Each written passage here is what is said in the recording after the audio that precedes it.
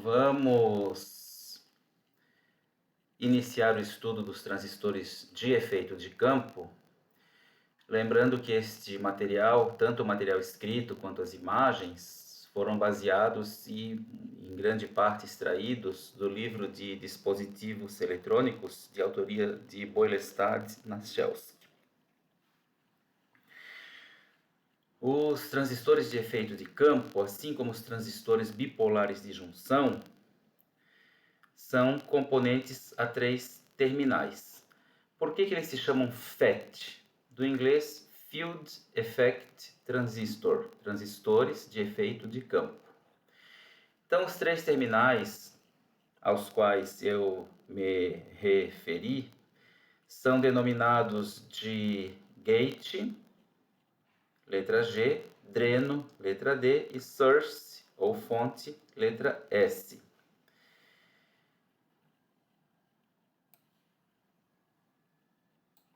Os transistores bipolares de junção tinham a sua corrente principal, a corrente de coletor, controlada pela corrente de base. Aqui nós teremos um comportamento muito similar ao transistor bipolar de junção. Nos transistores de efeito de campo, a corrente principal, a corrente de dreno, ID, será controlada pela tensão entre a porta e a fonte, por VGS. Então, enquanto nos transistores bipolares de junção a corrente IC é controlada por outra corrente, que é IB, nos transistores de efeito de campo, a corrente ID será controlada por uma tensão.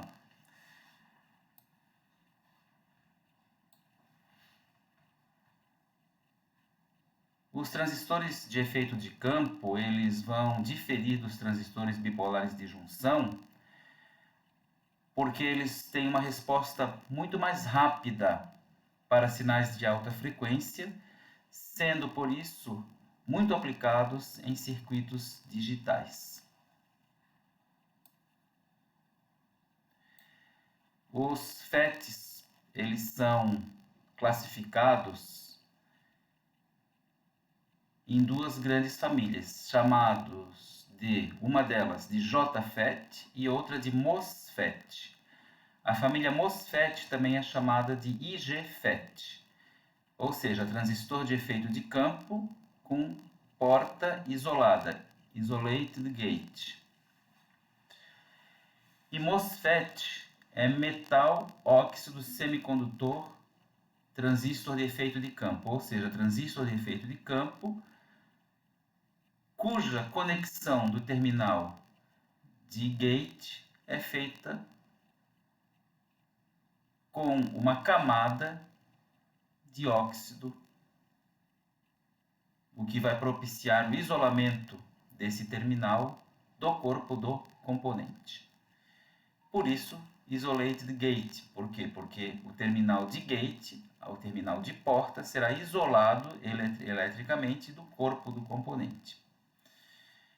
Por outro lado, na família dos transistores de efeito de campo de junção, nós veremos que o terminal de porta ele não está isolado eletricamente do corpo do componente. De fato, o terminal de porta será conectado a uma junção PN reversamente polarizada. Então, aqui nós temos um diagrama que explica essas famílias, para que nós possamos nos situar. Então, os transistores de efeito de campo são divididos em 2 famílias conforme a sua tecnologia ou seu modo de fabricação. Então, a família do JFET tem só um tipo de JFET chamado de depleção e que pode ser de canal N ou de canal P. Depois nós vamos ver o que tudo isso significa, lembrando que o canal N é porque o corpo principal do componente é um cristal do tipo N, portanto com excesso de elétrons. Nesse caso do canal P, o corpo principal do componente é porque ele é implementado com o cristal do tipo P, em que as lacunas são os portadores majoritários. Por outro lado, a outra família, do MOSFET ou IGFET, ela se subdivide em outras 2, de depleção ou de intensificação. E em ambos os casos, nós podemos ter canal N ou canal P, canal N ou canal P. Então, nós vamos ver em detalhes mais para frente aqui no curso o que significa depressão, intensificação e as diferenças entre o JFET e o MOSFET. Então vamos iniciar com o transistor de efeito de campo de junção, o JFET. Como eu já anunciei para vocês, ele é muito parecido com o transistor bipolar de junção. No transistor bipolar de junção, já exaustivamente estudado por nós temos um terminal de coletor onde flui a corrente IC, um terminal de emissor e o terminal de base.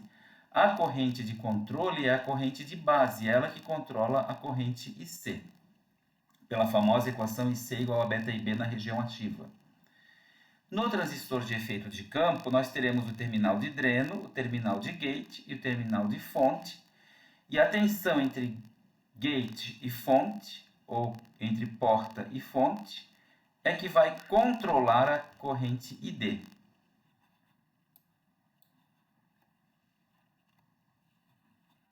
Aqui nós temos a estrutura interna do nosso JFET. Então, vemos aqui o corpo do componente.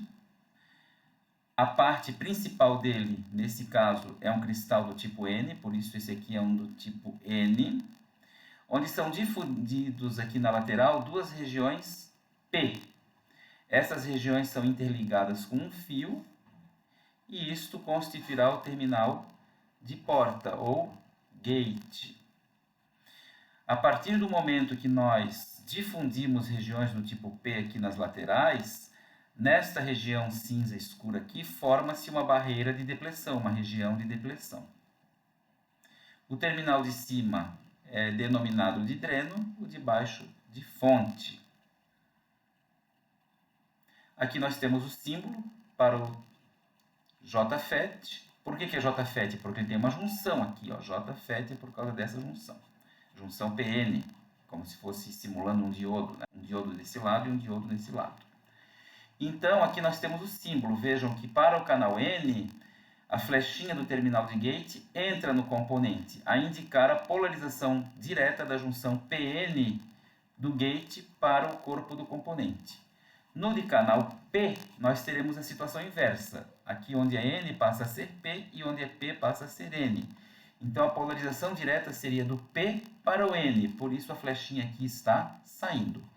Vejam a identificação dos terminais, dreno, fonte e gate, a tensão VGS, que controlará a corrente ID, em ambos os casos. Vamos entender agora o princípio de funcionamento. Inicialmente, vamos fazer VGS igual a 0. Então, vamos dar um curto-circuito entre gate e fonte. E vamos aplicar uma fonte de tensão variável entre o dreno e o terminal de fonte. Essa fonte vamos chamar de VDD. Quando nós estabelecemos um certo potencial, uma diferença de potencial mais e menos sobre o corpo do componente, essa parte de cima, aqui onde está o cursor, começa a ficar mais positiva do que a parte de baixo. Ora, se essa aqui é positiva em relação ao terra, porque aqui no gate nós temos o terra, tanto deste lado quanto deste lado. Vejam, o VGS está aterrado, então no gate nós temos terra. Então aqui nós vamos ter 0 volts, aqui 0 volts e aqui em cima um potencial positivo. Isso vai polarizar reversamente essa junção PN. Então, a barreira de depleção, que inicialmente, sem nenhuma tensão aplicada, era assim, a hora que eu começo a aplicar um potencial positivo aqui, eu começo a polarizar reversamente essa junção, sendo que este potencial é maior aqui, e ele vai diminuindo até chegar no terra nesse terminal aqui. Então, esse lado aqui da junção está mais reversamente polarizado do que este aqui. Então, a barreira de depleção aqui fica maior em cima e menor embaixo. Por quê? Porque há um gradiente, há uma variação de tensão positiva de mais VDD e que vai diminuindo gradativamente até 0 por dentro do corpo do componente. Aqui nesse ponto em cima eu tenho mais VDD e aqui nesse ponto eu tenho o terra. Então, por exemplo, de mais 10 até 0... Então, sobre o corpo do componente, essa tensão vai diminuindo, de mais 10 até 0. Então, aqui onde eu teria o mais 10, essa junção está mais reversamente polarizada, por isso, nessa região de cima aqui, a barreira de depressão em ambos os lados é mais larga do que a barreira de depressão aqui embaixo. Então, é de se esperar que, à medida que eu vou aumentando a tensão VDD, cada vez eu vou polarizando mais essa junção, reversamente aqui em cima, até que vai chegar uma hora que o canal fecha.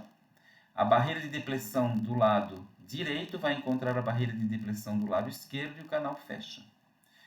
Então, enquanto eu vou aumentando o VDD e este canal não fecha, há uma relação linear entre a corrente ID e a tensão VDD, porque o corpo do componente tem um resistor, então ele obedece à lei de Ohm. Aumenta o VDD, aumenta o ID proporcionalmente. A partir do momento em que o canal fecha, a gente nem usa a palavra fecha, fala assim, a partir da hora que o canal está constrito, o que vai acontecer? Ao mesmo tempo que as duas barreiras de depressão vão se tocar, vão encostar uma na outra, haverá um grande campo elétrico que impulsionará os elétrons do terminal de fonte para o terminal de dreno, ou seja, uma corrente no sentido ao contrário do movimento dos elétrons, e essa corrente ficará fixa, porque o canal está saturado. A partir desse momento que o canal fecha, mesmo que eu aumente mais o VDD, a corrente não aumenta mais. Nesse ponto, nós chegamos na corrente de saturação do canal. E se isso é obtido com o terminal de gate de fonte curto-circuitado, essa corrente tem um nome especial, IDSS. A partir desse momento, nós chegamos na região de saturação do nosso componente, que significa o seguinte: eu aumento a tensão VDD, mas a corrente se mantém fixa. Uma grande concentração de elétrons passando por um canal muito estreito. Essa tensão, a partir do momento em que o canal se fecha, o valor de VDD aqui que provoca o fechamento do canal com VGS igual a zero, é chamado de tensão de pinch-off, tensão de estrangulamento do canal.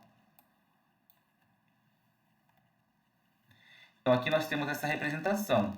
Com VGS igual a zero, o VDS, a tensão entre dreno e fonte, igual a VP, o canal está fechado e a corrente fica fixa.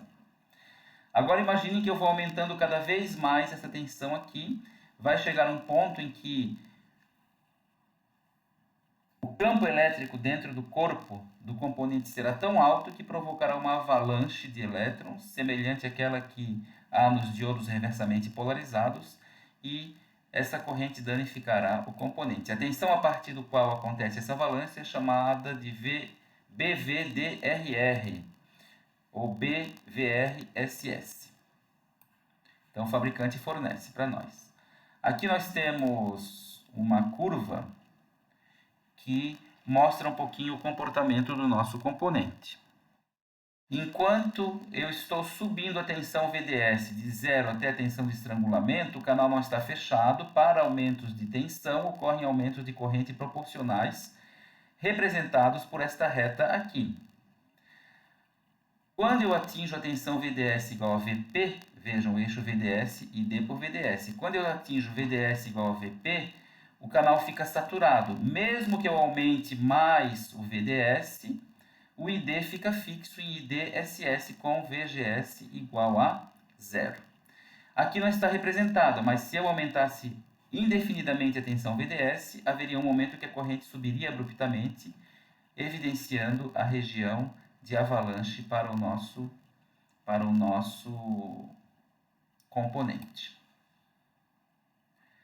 Agora vamos imaginar o seguinte: se antes de nós aplicarmos VDS aqui, nós aplicarmos um VGS negativo, com o gate negativo em relação ao corpo do componente. Vejam, o mais da fonte está aqui no corpo do componente e o menos da fonte no terminal de porta. E o mais da fonte está ligado ao terra. Isso significa que o terminal de porta é negativo.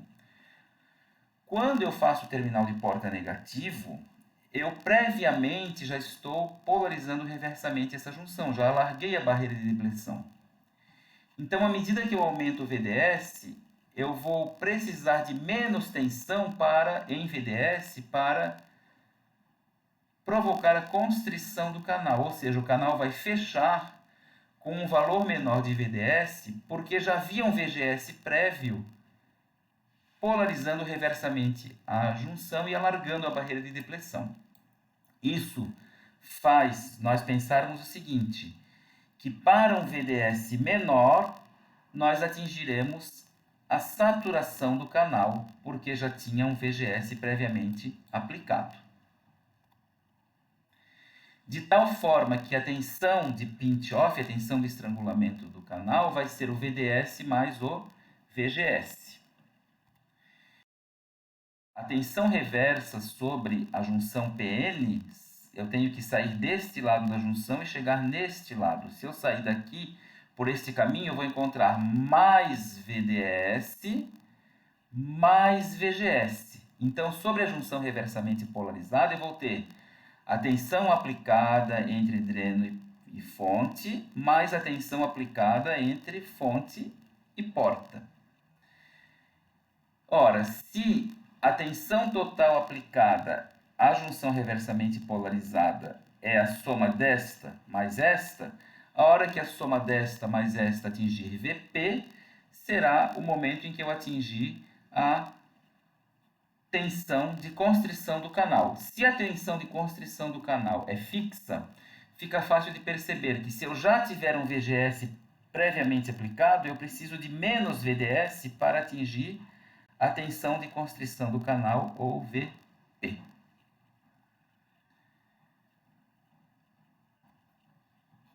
É de se esperar que exista uma relação de como é que se comporta a corrente ID em função da variação da tensão VGS.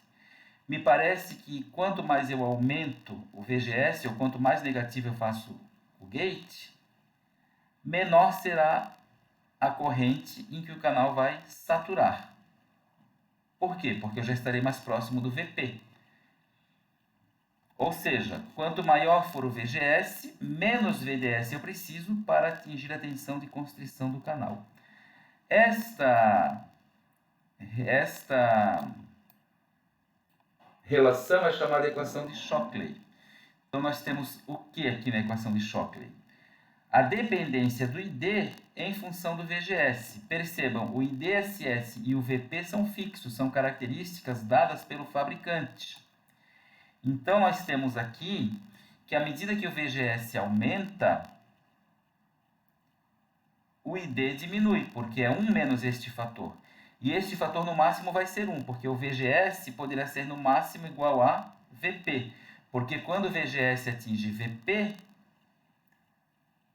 o canal está totalmente fechado e não tem possibilidade, então, de nós termos o ID. Não temos possibilidade de ter o ID por causa do VGS. O VP não consegue impedir a corrente, porque o VP, associado à corrente que ele provoca, tem um campo elétrico no corpo do componente. Aqui nós temos um gráfico que plota ID por VGS. Percebam, quando o VGS é zero, nessa equação, o ID é igual ao IDSS, está aqui, ó. Então, nesse gráfico, ID por VGS, nesse gráfico, ID por VDS. Esse lado aqui do gráfico é muito interessante. À medida que o VGS aumenta em módulo, vai ficando mais negativo, o canal vai sofrer a sua constrição com um valor menor de corrente ID. Por quê? Porque ele já está previamente fechado pela aplicação da tensão VGS. Por exemplo, se eu aplico 0 de VGS, o ID correspondente de saturação vai ser 8 mA. Agora, se eu aplicar previamente o VGS de menos 2 volts, o ID da saturação será 2 mA para um transistor conforme esse exemplo aqui. Então, à medida que eu aumento em módulo, ou seja, torno mais negativo o VGS, o canal vai se constranger antes, vai ser constrito antes, para tensões menores de VDS. E, consequentemente, para correntes de saturação menores. Dessa forma, variando o VGS, eu vou mudar de curva aqui. Então, eu estou variando, de fato, o ID que percorre o circuito. E essa equação aqui vem justamente mostrar essa dependência de VGS para ID. Então, para VGS igual a 0, eu vou ter uma corrente maior. Para VGS igual a menos 4, eu vou ter uma corrente menor. Para VGS igual a VP, eu vou ter a corrente 0. Então aqui basicamente nessa figura está o comportamento do nosso transistor. A gente vê de efeito de campo, a gente vê claramente que vai variando o VGS e eu vou diminuindo as correntes no eixo ID. Para VGS de menos 1, a corrente ID é 4,5 mA. Para VGS de menos 2, a corrente ID é 2 mA. Para VGS mínimo de 0, a corrente ID é 8 mA.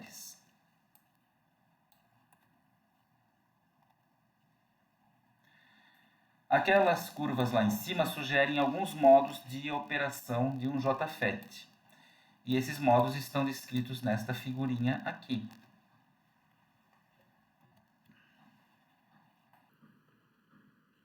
Então, o primeiro modo é o resistivo, quando o VDS está entre 0 e VP. Nesse caso aqui, nós temos um VP de 4 volts, como exemplo, né? Aqui, VP de 4 volts. Então, se o VDS está entre 0 e 4, significa que há uma relação linear entre a tensão VDS e a corrente ID, porque o canal ainda não foi constrito. Então, esta região aqui, onde tem uma relação linear, é chamada de região resistiva. A partir do momento que o VDS ultrapassa o VP, nós temos todas as curvas horizontais aqui. E eu posso aumentar nesta região o VDS, que a corrente ID não aumenta mais. Então, nós estamos numa região chamada de região de saturação. Então, a saturação é para o VDS acima do VP e abaixo da tensão que provoca a avalanche no componente. Esta região aqui toda é chamada região de saturação e tem uma dependência. A partir da variação do VGS, eu vario ID. Esta região de saturação aqui para o JFET, ela é equivalente à região ativa dos transistores bipolares de junção. Se vocês lembrarem, lá nós tínhamos a corrente C no eixo vertical e essas curvas aqui eram curvas que dependiam do IB. Aqui nós temos a corrente ID e essas curvas dependem do VGS. Então, esta região aqui, repito, é a região conhecida como região de saturação para o JFET, que é equivalente à região ativa do transistor bipolar de junção. Finalmente, a região de avalanche, quando o VDS atinge valores maiores do que a tensão BVDRR fornecida pelo fabricante. Então, nós não podemos deixar ou aplicar sobre o corpo do componente tensões iguais ou maiores do que essa tensão de avalanche, porque nós vamos danificar o componente.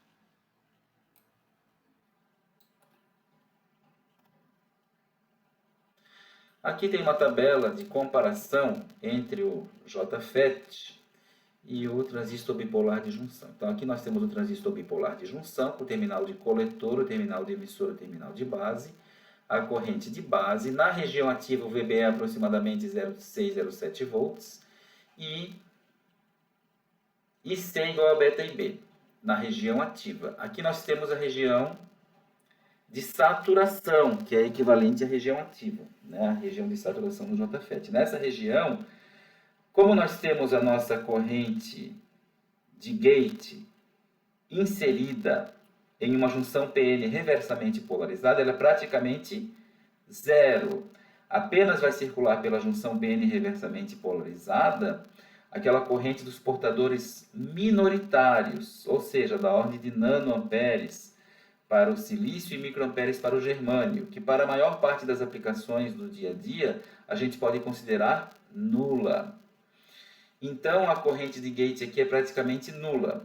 Quem que controla a corrente ID? É a tensão VGS, através dessa equação aqui, ID igual a IDSS, vezes 1 menos VGS por VP ao quadrado. Esse parênteses aqui está no lugar errado, ele tinha que estar antes do 1, né? A equação de Shockley. Tá? Então, o que nós podemos tirar de conclusão entre essas duas situações aqui é que no JFET, enquanto a tensão VGS controla a corrente ID, no transistor bipolar de junção, a corrente IB controla a corrente IC. Então, no JFET, tensão controla a corrente e no transistor bipolar de junção, corrente controla a corrente. Como aqui a corrente é nula, isso implica que tem uma alta impedância de entrada, ou seja, tem uma alta quantidade em ohms visto no terminal do gate para dentro. Aqui já não acontece isso, né? Porque aqui nós temos a corrente IB circulando na junção VBE que está diretamente polarizada, então a impedância de entrada aqui será menor. Aqui nós vamos ter, por causa das características do JFET, uma menor variação de corrente na saída, uma menor variação do ID, para a mesma variação de tensão na entrada. E aqui não, aqui nós temos uma maior variação de corrente na saída para a mesma variação de tensão na entrada. Então, vocês podem lembrar que se nós variarmos VBE, a corrente C varia bastante aqui, não é o caso aqui. O transistor JFET ele é mais estável em relação à variação de temperatura. Se nós precisarmos trocar o transistor em um circuito, não há garantia que o novo transistor tenha um beta igual àquele que saiu no lugar daquele que vai entrar. Então, também, e o beta é um parâmetro que tem um alto espalhamento. Para o BC548, por exemplo, ele vale qualquer coisa entre 125 e 800. Então, esse é um problema que não existe no transistor de efeito de campo. Também o JFET ele tem um tamanho físico menor do que o transistor bipolar de junção. Os transistores de efeito de campo são mais rápidos do que, na sua resposta, do que o transistor bipolar de junção. Por quê? Porque eles não têm nenhuma junção que a corrente principal tenha que atravessar. Aqui no transistor bipolar de junção, se vocês lembrarem, a corrente C vai atravessar a junção base-coletor reversamente polarizada e depois a junção base-emissor diretamente polarizada. Aqui não há qualquer junção para a corrente principal atravessar, ela passa diretamente pelo corpo do componente. Por isso a sua resposta é mais rápida quando se tratando de frequências, né, de sinais de mais alta frequência. Então, os sinais digitais que exigem, ou circuitos digitais em processamento de sinais, por exemplo, em CPUs de computadores, etc., eles exigem uma alta velocidade de processamento de sinais. Então, o mais adequado é o JFET porque ele responde mais rapidamente. Um outro tipo de transistor de efeito de campo é o MOSFET, que será objeto da próxima aula.